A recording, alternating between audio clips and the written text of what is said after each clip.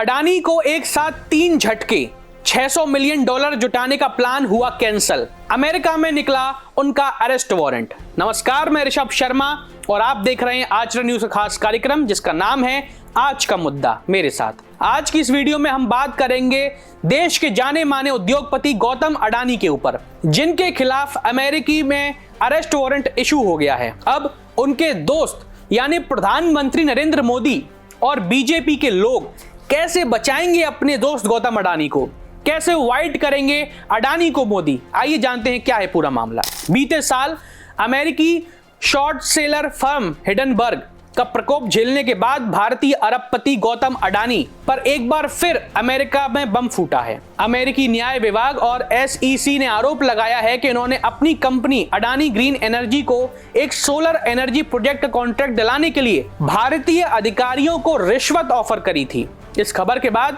Adani group की कंपनियों में जैसे सुनामी आ गई है। ये 20% तक टूट गए हैं, उनके सारे शेयर गिर चुके हैं, उनका शेयर का आंकड़ा लाल रंग पर चल रहा है। यूएस से आई इस खबर से एक नहीं बल्कि गौतम अडानी को 3 बड़े झटके लगे हैं। आइए जानते हैं कैसे और कहां लगे हैं। पहले क्यों अमेरिका में घिरे गौतम अडानी, आइए ये जान लेते हैं क्या पूरा मामला है। सबसे पहले बात कर लेते हैं अमेरिका में गौतम अडानी किन आरोपों में घिरे गए हैं। तो बता दें कि अमेरिका में न्यूयॉर्क की फेडरल कोर्ट में सुनवाई के दौरान गौतम अडानी की कंपनी पर यूएस में निवेशकों के साथ धोखाधड़ी करने और एक सोलर एनर्जी कॉन्ट्रैक्ट हासिल करने के लिए भारतीय अधिकारियों को मोटा रिश्वत देने का आरोप लगाया गया है।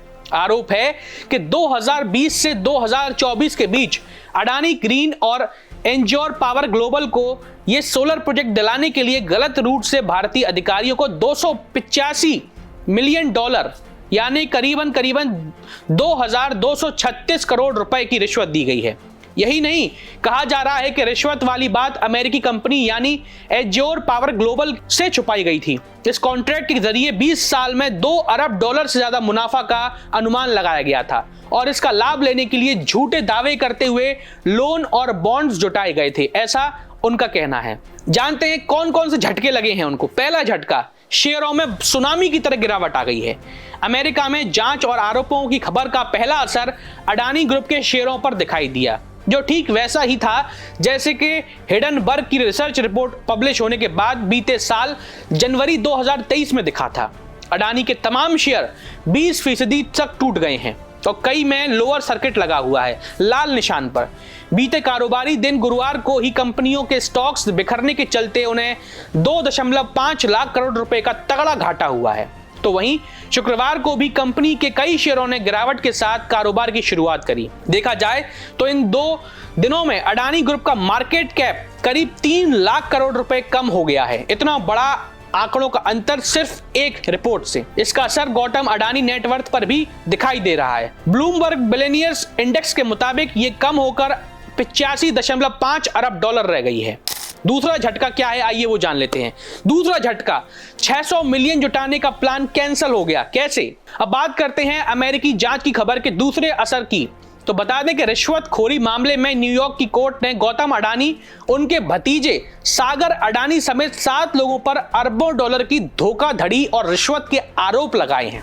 उन पर भारत में सोलर एनर्जी से जुड़ा कॉन्ट्रैक्ट हासिल करने के लिए भारतीय अधिकारियों को $265 मिलियन की घूस लेने का दावा किया गया है। इसके बाद अडानी ग्रुप ने बॉन्ड के जरिए फंड जुटाने की अपनी योजनाओं को कैंसिल कर दिया। गौरतलब है कि गौतम अडानी की कंपनी की बॉन्ड के जरिए $60 करोड़ जुटाने की योजना बनाई गई थी, लेकिन अमेरिका में लगे आरोपों के बाद ग्रुप ने स्टेटमेंट जारी कर इस प्लान को रद्द करने का ऐलान कर दिया है। यानी कि बाकी कुछ बड़ा असर है, इस पर पता चलता है कि बात सही है। बता दें कि हिंडनबर्ग की रिपोर्ट आने के बाद भी अडानी ग्रुप ने अपने FPO के जरिए 20,000 करोड़ रुपए जुटाने के प्लान को भी कैंसिल कर दिया था। तीसरा झटका क्या है, जान लेते हैं। केन्या के साथ डील हुई रद्द। गौतम अडानी को तीसरा झटका केन्या में लगा है, जिसमें अडानी ग्रुप के साथ अपनी 2 बड़ी डील कैंसिल कर दी हैं।